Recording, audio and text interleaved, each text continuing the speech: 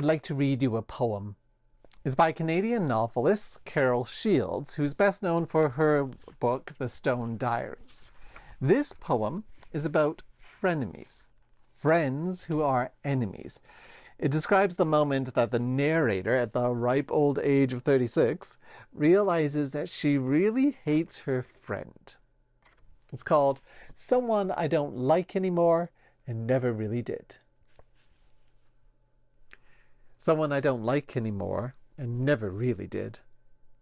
She was a friend, but now we're on formal terms, bridged with Christmas cards, cozied with greetings. I loathe her, and with cause, for she is sadly missing the chromosome of kindness, and her blank bones support the soul of a turnip.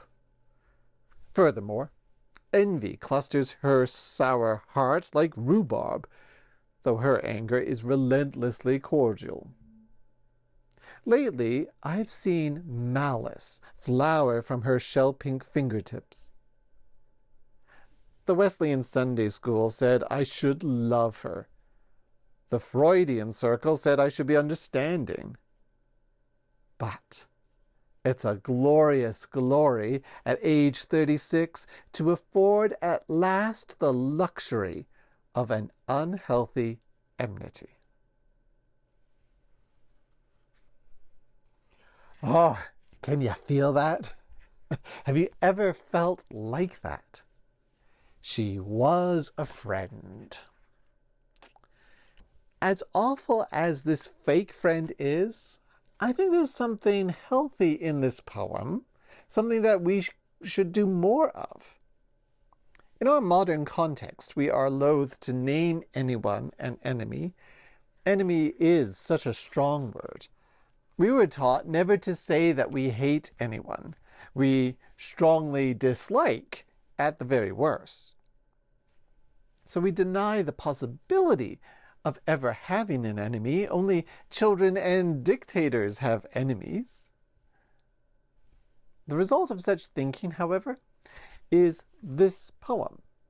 It's frenemies, people that we can't stand, who we pretend to like. Sunday school taught her to be loving, psychology taught her to be understanding, and no one allowed her the freedom just to say, I hate you. Now, I don't want anyone to hate anyone.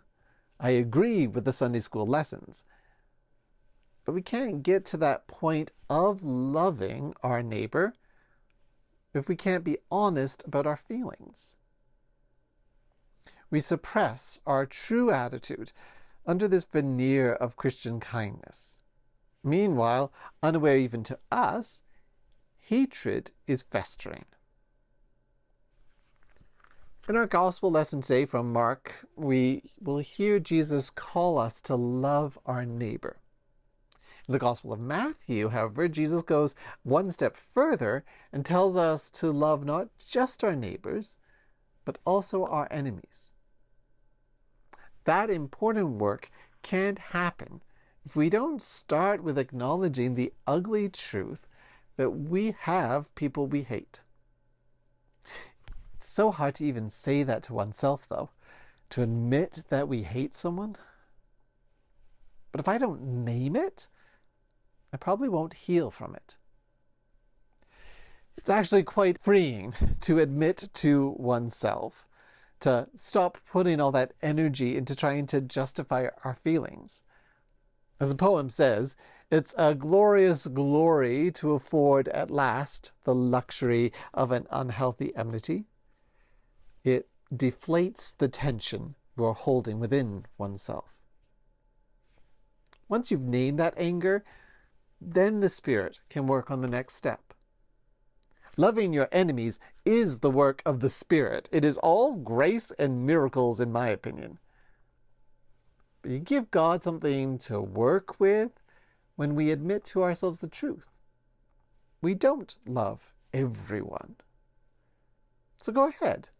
Name your enemies. Let God know how you really feel. Say it in prayer. Once you do, God can move us, just as faith moves mountains, from frenemies to neighbors to love. In the grace of God, we can find the miraculous power to love people we don't like anymore and never really did. Amen.